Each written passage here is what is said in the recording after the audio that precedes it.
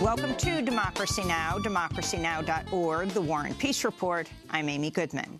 President Donald Trump said Thursday National Security Advisor H.R. McMaster is resigning and will replace him with John Bolton, a foreign policy hawk who has openly backed war against Iran and North Korea. Bolton will take over the position April 9th and will not need to be confirmed by the Senate. In 2005 and 2006, Bolton served as U.S. ambassador to the United Nations after President George W. Bush named him to the post as a recess appointment amidst fears he would not be confirmed by the Senate. Bolton's a senior fellow at the American Enterprise Institute and in recent years had made regular appearances on Fox News. Just 3 weeks ago, Bolton wrote an op-ed piece for the Wall Street Journal headlined "The Legal Case for Striking North Korea First." We'll have more on John Bolton after headlines with investigative reporter Gareth Porter. Donald Trump has ordered the U.S. to drop a list of $60 billion worth of Chinese goods to be targeted for tariffs in what the president says is a bid to reduce the U.S. trade deficit. In response, China immediately listed 128 U.S. products it's targeted for reciprocal tariffs, including steel, wine, fresh fruit, and pork. Trump's announcement set off fears of a trade war and sent stocks around the world plummeting, with the Dow Jones losing more than 720 points on Thursday. Congress approved a $1.3 trillion spending bill early this morning, averting what would have been the third government shutdown of the year, less than a day before it was set to take effect. The bill won bipartisan support in both houses, clearing the Senate on a vote of 65 to 32 just after 1 a.m. Eastern Time, after more than two-thirds of House lawmakers approved it earlier in the day. President Trump has signaled he'll sign the bill, which will boost spending on weapons and war to an all-time high, while increasing funding for a U.S.-Mexico border wall. It does not address the plight of immigrants brought to the U.S. as children, so-called dreamers, a key demand of immigrant rights groups and some Democrats. The bill also contains modest gun control measures, including tightening a background check measure known as NICS, but does not provide for universal background checks for prospective gun buyers. Donald Trump's top lawyer defending the president and special counsel Robert Mueller's investigation has resigned. John Dowd confirmed Thursday he's leaving Trump's legal team, writing in a statement, "I love the president and wish him well." Dowd reportedly resigned after Trump repeatedly ignored his legal advice and attacked Robert Mueller by name on Twitter after Mueller's team subpoenaed financial documents from the Trump Organization.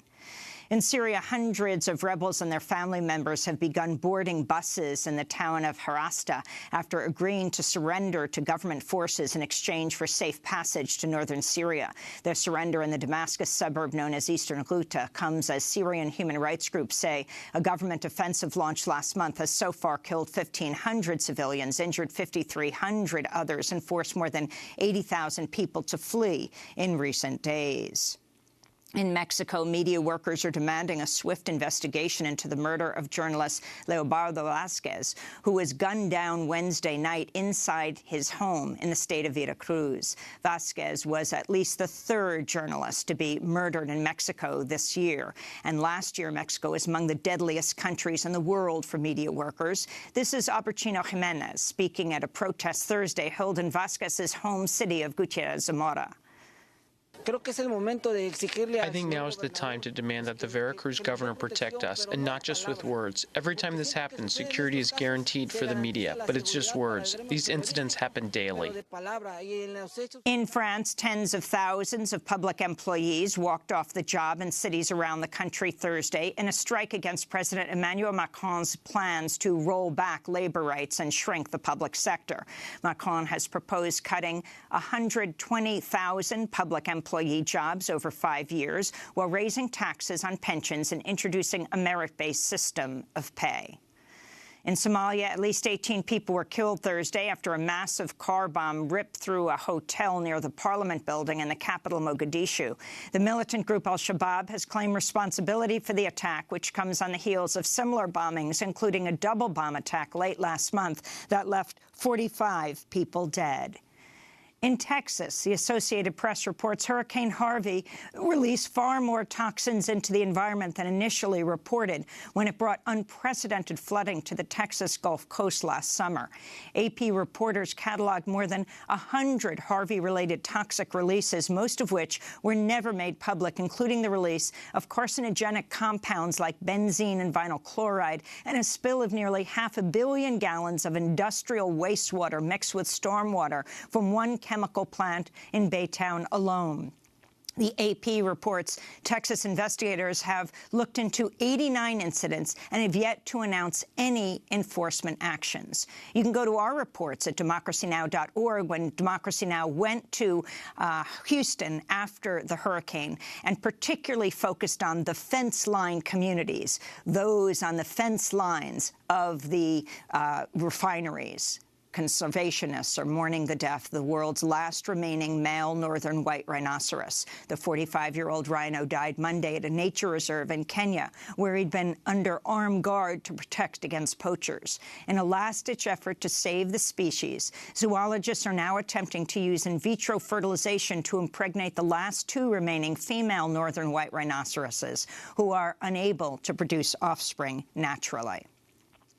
Former model Karen McDougal went public Thursday with details about her alleged affair with Donald Trump in 2006, telling CNN's Anderson Cooper Trump offered her cash after the two had consensual sex for the first time. After we had been intimate, he tried to pay me, and I actually didn't know how to take that. Did he actually try to hand you money? He did.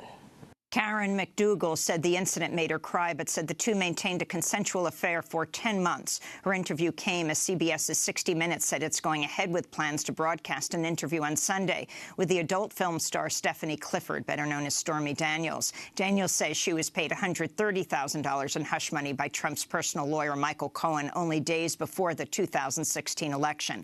Experts say this payment may have violated federal election law. Banking giant Citigroup says it will no longer work with retailers who sell firearms to people who haven't passed a background check or are younger than 21. The move makes Citi the first major bank to move to restrict gun sales in the wake of last month's massacre at Marjory Stoneman Douglas High School in Parkland, Florida.